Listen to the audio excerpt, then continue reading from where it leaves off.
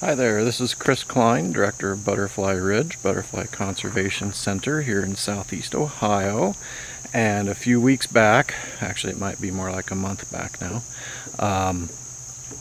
I did a video about good plants for wetland type areas. And at that time I promised that there would be a part 2 coming once some new things started to bloom. And well, those new things are starting to bloom, so it's part 2 time. And so we're going to start off with what we call mist flower. And that's this little blue guy right here. There's the nifty little name tag. That tells you all about it. Although, disturbingly, not very many people have praised us on our nifty little name tags this year for some reason. So hopefully they like our nifty little name tags. So, mist flower, and I'll actually try to add a little bit of video that I shot with mist flower in with this. The mist flower is really good for attracting the skippers, although the swallowtails actually go to it now and again as well. Really easy to grow from seed. The only downside is the seeds are really tiny, and they're designed to blow away on the wind, and so because they're so tiny you typically don't cover them. And so if you're trying to do stuff outside and there's any kind of a breeze blowing, they're going to fly away on you. So voice from experience. So you might want to plant your seed flats with them indoors, maybe just a really minuscule coating of soil, or maybe cover them with plastic bag or something if you're going to move them outside to a greenhouse or something like that. So yeah, they will fly away on you. But once again, a really good plant for the skippers. Once again, the swallowtails will go to them a time or two. It's a native perennial, so that's another reason why we really like it here. And so now I'm going to walk you down to the wetland.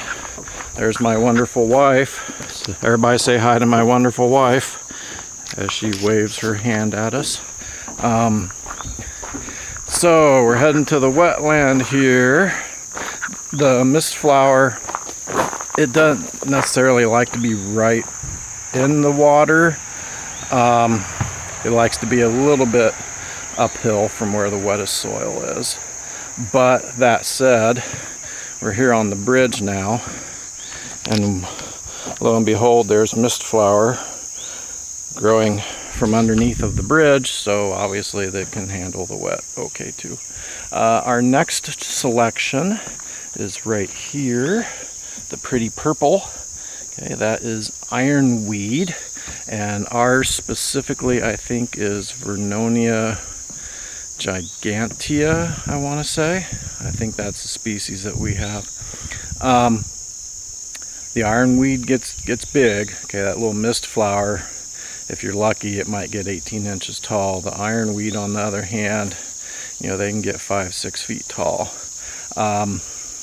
In the past, I've mentioned about plants being Brussels sprouts and peanut butter and jellies and Dairy Queen blizzards. The mist flower, I'd probably put in the peanut butter and jelly category. The ironweed here is absolutely a Dairy Queen blizzard. Okay, there's no doubt about that. Everybody likes the ironweed. Okay, the skippers, the swallowtails, monarchs, everybody feeds on the ironweed. Once again, pretty easy to grow from seed. Once again, it doesn't mind being in pretty wet soil, but we also have it growing up in our prairie too, so it's pretty variable as far as what kind of soils it'll hang out in. Also wanted to show you another plant, not necessarily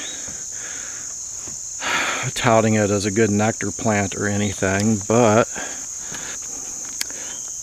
right there, that is turtle head, and we specifically planted the turtle head as the caterpillar host plant for the Baltimore checker spot. To my knowledge, we've never had a Baltimore checker spot, but we figure, you know what, we'll plant it just in case one shows up and wants to lay eggs on it. So that's why we planted the turtle head here. And then our final selection for today, I will swing the camera around, and it is,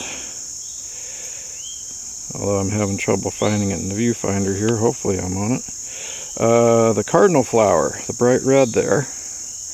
And here's some a little bit closer. Okay, the cardinal flower, I would not put in the Dairy Queen Blizzard category, but it is definitely a strong peanut butter and jelly. Primarily it's the swallowtails that go to the cardinal flower. Not really anybody else uses it, but the swallowtails absolutely love it. Of course, the hummingbirds, they love it as well. The cardinal flower, once again, it likes to have its feet wet. And then everything I've mentioned today is primarily a full sun type of a plant, along with liking things a little on the damp side. The cardinal flower is a prolific seed producer. Once again, kind of like the mist flower, the seeds are really super tiny. Cardinal flower seeds are just a small step bigger than dust. I mean, they are super tiny. And a single cardinal flower stalk is probably going to give you several thousand seeds. So plenty so that you can share with other people, which of course is exactly what we do here at Butterfly Ridge. We like to share our seeds. And I know I've mentioned before about the Ohio Native Plant Seed Exchange. That's typically the forum with which we share our seeds with. And so we will have mist flower, we will have ironweed, we will have cardinal flower, and we will actually probably have turtle head as well. So there, I wanted to point out some of these more wet area type plants. If you got a soggy spot in the yard there, any of these that I've shown you today, the mist flower, the cardinal flower, ironweed, even the turtle head, they would all enjoy that soggy spot. The ones that we talked about last time, if I can recall, because that's been a while back, I know we talked about the cup plant and the swamp milkweed. I think it's the button bush that we talked about last time.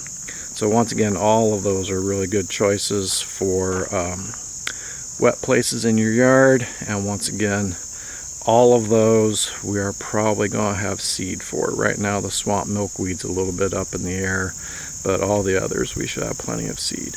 So hope this helps you figure out some things to put in those wet areas.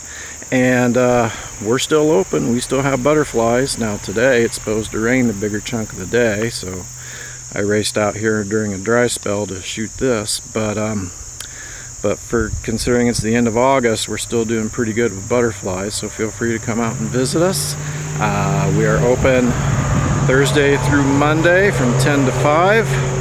Or if you have trouble thinking that way, think about it as we're open every day from 10 to 5 except for Tuesdays and Wednesdays. And so with that, we will see you next time. Bye.